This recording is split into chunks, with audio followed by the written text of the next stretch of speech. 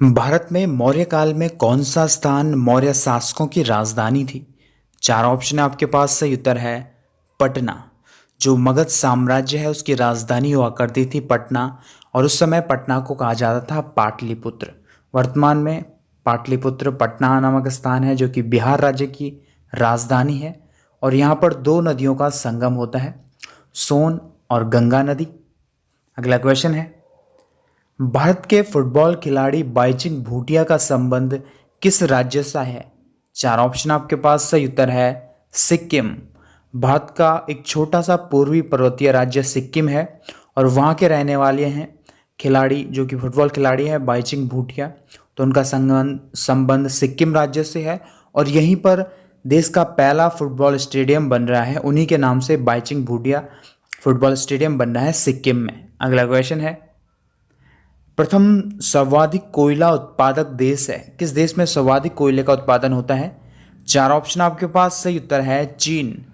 चीन में सर्वाधिक कोयले के भंडार हैं, और यहीं पर सर्वाधिक कोयले का उत्पादन होता है, इसीलिए जो ग्रीन हाउस प्रभाव के कारण कार्बन डाइऑक्साइड जो निकल रही है गैस, उसमें चीन प्रमुख देश है। अगला क्वेश्चन है, किस राज्य का गठन 27वें राज्य के रूप में हुआ था? चार ऑप्शन आपके पास। सही उत्तर है उत्तराखंड। उत्तराखंड राज्य का गठन हुआ 9 नवंबर 2000 को भारत के 27वें राज्य के रूप में, जबकि 26वें राज्य के रूप में छत्तीसगढ़ और 28वें राज्य के रूप में झारखंड का गठन भी 2000 में उत्तराखंड के साथ ही हुआ। अगला क्वेश्चन है, भारत सरकार की कार्यपालिका की कार्यकारी शक्तियां किसे प्राप्त हैं? चार ऑप्शन आपके पास। सही उत्तर है राष्ट्रपति। भारत के राष्ट्रपति को कार्यपालिका की कार्यकारी शक्तियां प्राप्त हैं, जबकि भारत का जो प्रधानमंत्री होता है वो भारत की जो सरकार होती है उसका प्रमुख होता है। अगला क्वेश्चन है, एपीजे अब्दुल कलाम द्वीप किसे कहा जाता है? चार ऑप्शन आपके पास। सही उत्तर है व्हीलर द्वीप। व्हीलर द्वीप का नया नाम है एपीजे अब्दुल कलाम द्वीप।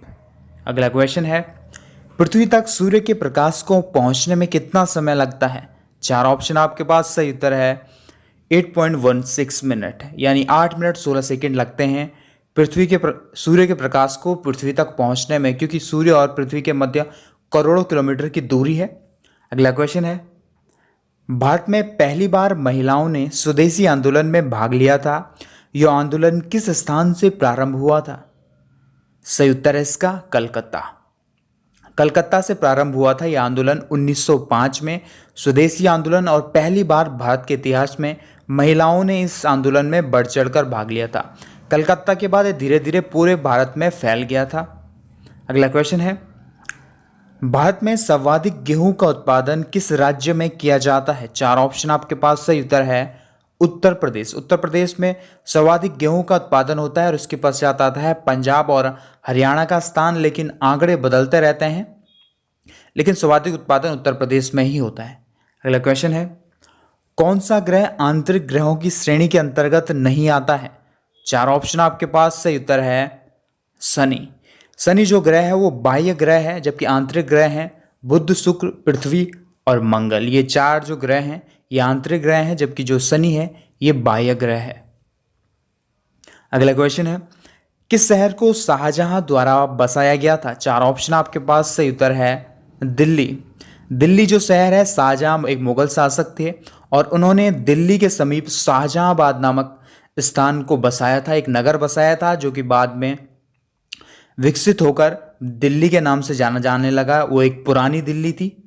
अगला क्वेश्चन है, महात्मा गांधी को सर्वप्रथम राष्ट्रपिता कहकर किसने संबोधित किया था? चार ऑप्शन आपके पास। सही उत्तर है सुभाष चंद्र बोस। सुभाष चंद्र बोस ने महात्मा गांधी को राष्ट्रपिता कहकर संबोधित किया था। अगला क्वेश्चन है, कौन सा मुगल शासक अपनी धार्मिक सहिष्णुता की नीति के लिए प्रसिद्ध था? चार ऑप्शन आपके पास। सही उत्तर है अकबर। मुगल शासक अकबर अपनी धार्मिक सहिष्णुता की नीति के लिए प्रसिद्ध था। धार्मिक सहिष्णुता का मतलब होता है सर्वधर्म समभाव, यानी सभी धर्मों को समान अधिकार और स्वतंत्रता प्राप्त थी। और अगर अकबर के कार्यकाल की हम बात करें तो अकबर का कार्यकाल था 1556 से लेकर 1605 तक। अगला क्वेश्चन है, नीलगिरी की पहाड़ियां किस राज्य में स्थित हैं? चार ऑप्शन आपके पास। सही उत्तर है कर्नाटक, केरल और तमिलनाडु, इन तीनों राज्यों के मध्य स्थित हैं। नीलगिरी की पहाड़ियां पश्चिमी घाट एक पर्वत श्रेणी है जहां पर स्थित है नीलगिरी की पहाड़ियां, ये प्रमुख जैव विविधता क्षेत्र है।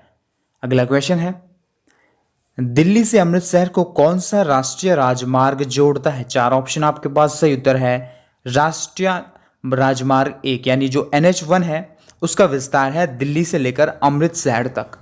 अगला क्वेश्चन है, राष्ट्रपति द्वारा राज्यसभा में कितने सदस्य मनोनीत किए जाते हैं? चार ऑप्शन आपके पास, सही उत्तर है 12। भारत के राष्ट्रपति द्वारा राज्यसभा में 12 सदस्यों को मनोनीत किया जाता है। कमेंट में लिख के बताइए कि राज्यसभा में सदस्यों की अधिकतम संख्या कितनी होती है।